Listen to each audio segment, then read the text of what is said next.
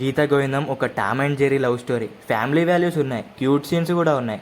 130 కోట్ల గ్రాసు, 70 కోట్ల share. Tier 2 హీరోస్లో number 1 collections.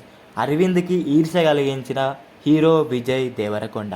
Dil Raju has set, Geetha Govindam pre release hype చూసి పిచ్చెక్కిపోయాను. అందుకే ఎప్పటికైనా విజయ్ దేవరకొండతో వర్క్ చేయాలి అని కమిట్ అయ్యి ఈ మూవీ చేశానని చెప్పాడు.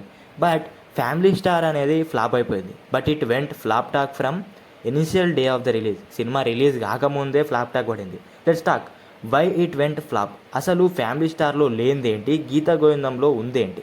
అక్కడ మేడం మేడం అంటే 100 కోట్లు ఎందుకు వచ్చినాయి? ఇక్కడ ఎన్ని తంటాలు పడ్డా 50 కోట్లు కూడా ఎందుకు రాలే? First reason, no naturality. Family స్టార్లో ఫైట్స్, డ్రామా, కామెడీ అన్నీ ఉన్నాయి. కానీ అన్నీ ఇరికించినట్టే ఆ సెట్స్ చాలా అన్రియల్ ఉన్నాయి. ఆడియన్స్ సినిమాలో ఇన్వాల్వ్ అవ్వాలంటే మేము చూసేది ఒక షూటింగ్ చేసిన సినిమా కాదు, ఒక రియాలిటీ అనిపించాలి. No reality. పర్ఫార్మెన్సెస్ కూడా ఫోర్స్డ్ అనిపించినాయి, nothing well. Second, no reason, just flop talk పడింది. కేవలం విజయ్ని తొక్కేయడానికే ఫ్లాప్ టాక్ వేసిరా, లేకపోతే నిజంగానే విజయ్ బిహేవియర్ నచ్చలేదా అనేది నాకు తెలియదు.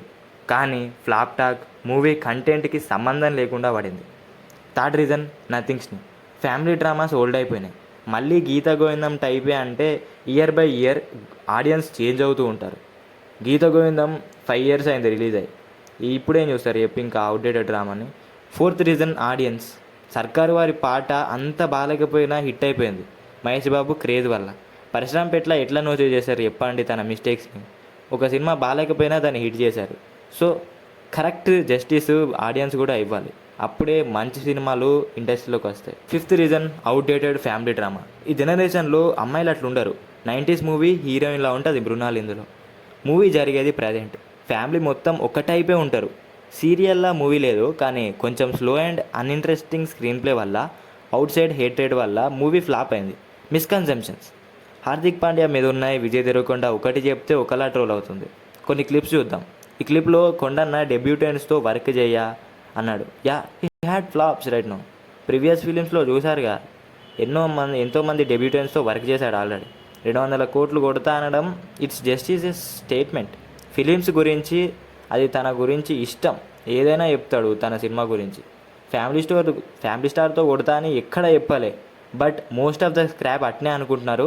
కాన్ఫిడెన్స్ అండ్ ఓవర్ కాన్ఫిడెన్స్కి తేడా తెలియదు అంటున్నారు, కానీ వాళ్ళకే తెలియదు. మేనేజ్మెంట్ చేసిన తప్పుకి ఒక ప్లేయర్ మెంటల్ హెల్త్ హార్మ్ చేస్తున్నారు.